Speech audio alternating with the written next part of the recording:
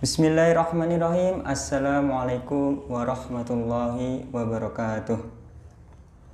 Alhamdulillahirabbil alamin. Wassalatu wassalamu ala asyrafil anbiya'i wal mursalin wa ala alihi wa ashabihi ajmain. Pemirsa Ibnu Salman Center, azakumullah, rahimakumullah, hafizakumullah. Pada kesempatan kali ini masih bersama kami dalam program Ustadz Menjawab, kajian spesial Ramadan. Di tengah kita sudah ada guru kita tercinta, yaitu Ustadz Dr. Haji Abdul Matin bin Salman LCM AG. Assalamualaikum Ustadz. Waalaikumsalam. Bagaimana kabarnya Ustadz? Alhamdulillah Mas Adi. Tidak pulang ke Semarang Ustadz? Oh enggak. Kita di sini dulu. Kan nggak boleh sekarang. Oh lagi ya Ustadz. Iya. Masih banyak kajian yang lain. Ya, gimana Mas Habib? Insya Allah nanti lain waktu saja Ustadz. Insya Allah ya, Insya Allah. Begini Ustadz, ini kan kita sudah memasuki pertengahan Ramadan ya Ustadz. Mungkin masih banyak dari kalangan ibu-ibu nih Ustadz. Ini menanyakan bagaimana hukum mencicipi makanan saat siang hari Ustadz. Padahal nanti makanannya itu digunakan untuk berbuka puasa supaya nanti terlihat enak Ustadz. Kalau tidak dicicipkan nanti ditakutkan tidak enak atau mubazir gitu Ustadz. Betul. Penjelasan dan pencerahannya Ustadz. Terima kasih Mas Habib. Assalamualaikum warahmatullahi wabarakatuh. Isakhir rahimakumullah. Mas Habib mewakili pertanyaan dari jamaah bahwa bagaimana sih hukumnya mencicipi mencicipi makanan yang akan dihidangkan. Baik itu oleh ibu-ibu, ya, untuk anak, istri, anak, suami, dan keluarga tercinta ketika masak, ya. Lalu kemudian kadang ada chef, tukang masak, ya, di hotel, di restoran yang akan disajikan untuk dijual. Bagaimana hukumnya mencicipi makanan? Ya, gitu kira-kira ya. Baik, isakhir rahimakumullah. Mencicipi makanan dalam rangka daf'ul madharat, ya, dalam rangka untuk menghilangkan madharat. Tadi Mas Habib sudah menjawabnya sebenarnya. Ya, karena khawatir kalau makanan itu dihidangkan tapi ternyata jadi mubadzir, kasinan, ya kan? Meskipun sudah dikira-kira karena kadar garam antara merek garam A dengan garam B bisa saja beda, ya kan? Tingkat keasinannya itu beda. Nah, ada yang dikasih sedikit tapi sudah asin, ada yang dikasih banyak tapi belum asin, itu kan? Jenis garam kan juga beda-beda, ya. Tingkat garamnya itu tingkat keasinannya beda-beda. Nah, karena itu maka tidak ada masalah dengan tidak ada masalah dengan mencicipi makanan bagi yang berkepentingan. Ibu-ibu ya mencicipi masakannya. Tetapi setelah itu dilepaskan. Jangan ditelan. Kalau ditelan menikmati namanya. Gitu loh Mas Habib. Satu sendok guys. Satu sendok lagi atau satu puluhan ya. Satu sendok langsung ditelan. Jadi mencicipi silahkan. Nanti kalau istrinya Mas Habib ragu, kasih tahu. Boleh kok Dik mencicipi makanan gitu kan. Daripada nanti masakan adik tersayang, ya kan? Masakan adik tercinta nanti tidak kemakan sama abang. Nah, kan mubazir nih ya.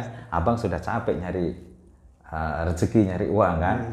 Nah, karena itu daf'ul madharat, maka dia lebih baik mengesampingkan madharat yang lebih berbahaya. Dari itu adalah apa? Tabdzir. Ya kan, sudah masak sekarang daging mahal loh Mas.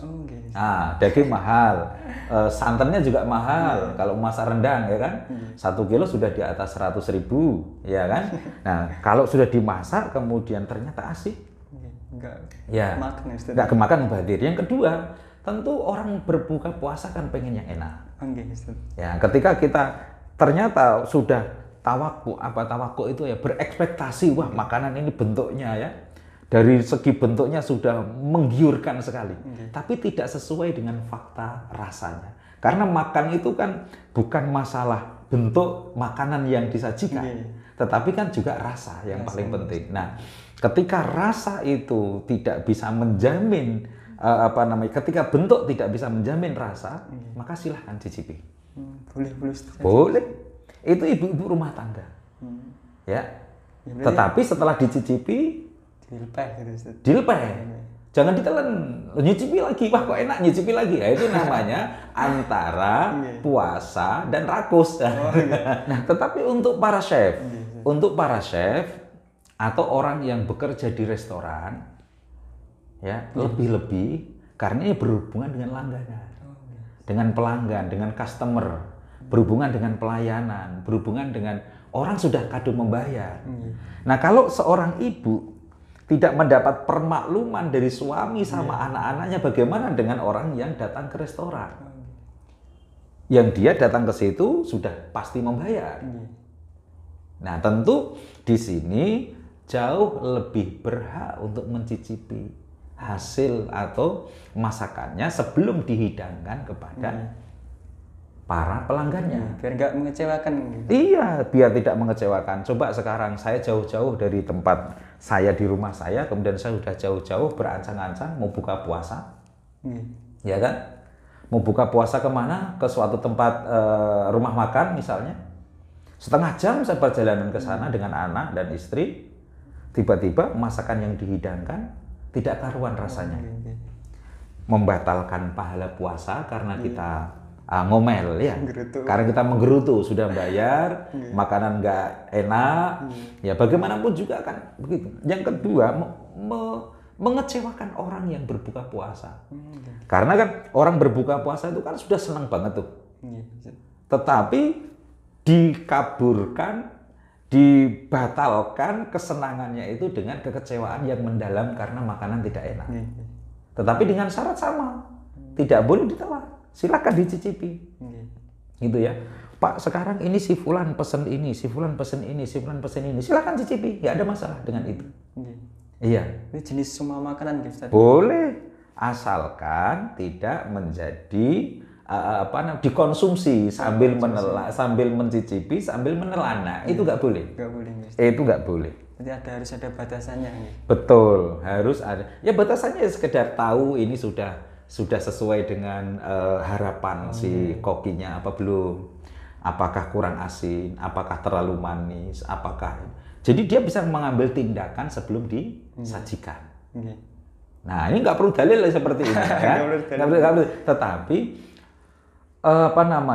yassiru wala tu'assiru. Permudahlah, jangan dipersulit. Ya. Jadi itu. Ya itu tadi bayangan saya kalau saya sebagai seorang pelanggan. Ya. Kira-kira kalau saya datang ke suatu tempat makan atau restoran dengan keluarga, niatnya senang-senang, tetapi dikacaukan dengan itu bukan masalah ya, bukan masalah rasa makanannya yang pahit atau yang terlalu asin atau terlalu manis yang tidak nyaman dengan kita. Bukan hanya itu. Nanti ketika dia sholat pun juga akan terbawa. Iya, jadi kita merusak segala-galanya tuh. Silahkan cicipi. Ya, silahkan cicipi, tetapi sekali lagi peringatan kita berkali-kali jangan ditelan. Kan yang perasa itu kan lidah. Nah, lidah merasakan sudah selesai, cukup. Begitu, Mas Habib. Saya juga punya pengalaman Ustaz, kan di masjid saya itu kan ada buka puasa. Di Masjid Wali Songo itu kan ternyata tehnya itu nggak kayak dikasih gula itu Ustaz. Jadi kayak hambar. Jadi terbuang tersia-sia. Jadi berarti kalau kita masak teh bisa nggak dicicipi sedikit? Ya, kira-kira begitu langsung kemudian dikeluarkan lagi. Sebenarnya kalau teh itu kan kalau satu ceret, satu teko kira-kira berapa gulanya kan sudah bisa diprediksi.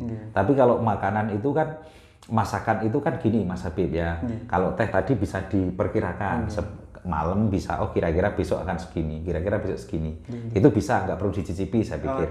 Tetapi kalau makanan itu kan komposisinya kan luar biasa. Ada jahe, ada kunyit, ada laos, ada mecin, ada penyedap tadi ya. Kemudian ada bumbu-bumbu yang lain. Ini kan saling memberi pengaruh rasa. Nah, karena itu pada aspek mana yang kurang? Tidak lucu kalau orang masak soto tapi kebanyakan jinten misalnya, atau orang ya kan gitu kan, tentu perlu ada tindakan. Ya saya kira tidak ada masalah, Mas. Tidak ada masalah. Mungkin itu saja, Ustaz. Baik, Mas Habib. Ya. Baik, pemirsa Ibnu Salman Center dimanapun Anda berada, alhamdulillah tadi sudah dijelaskan oleh Ustadz kita tercinta. Semoga apa yang beliau jelaskan dapat memberikan kita kecerahan kita semua dan kita untuk niat dan mengamalkan dan menyampaikan, khususnya ibu-ibu ya, jangan khawatir untuk mencicipi makanan, tapi ada batasan-batasannya ya Ustadz. Jangan ditelan, jangan 1 sendok penuh, itu nggak nyicipi namanya. Malah itu namanya ngerasani ya, pengerasani itu mengawali mencoba itu ya. Ustaz. Oke, baik, begitu saja. Dan akhirnya kami dari Ibnu Salman Center mengajak para pemirsa untuk ikut andil dalam pembangunan rumah tahfidz Ibnu Salman Center yang insya Allah bagi kaum duafa. Terima kasih. Begitu saja Ustaz. Sama-sama Mas. Mari kita tutup dengan bacaan alhamdulillahirrahmanirrahim. Assalamualaikum warahmatullahi wabarakatuh. Waalaikumsalam. Marhaban ya Ramadan.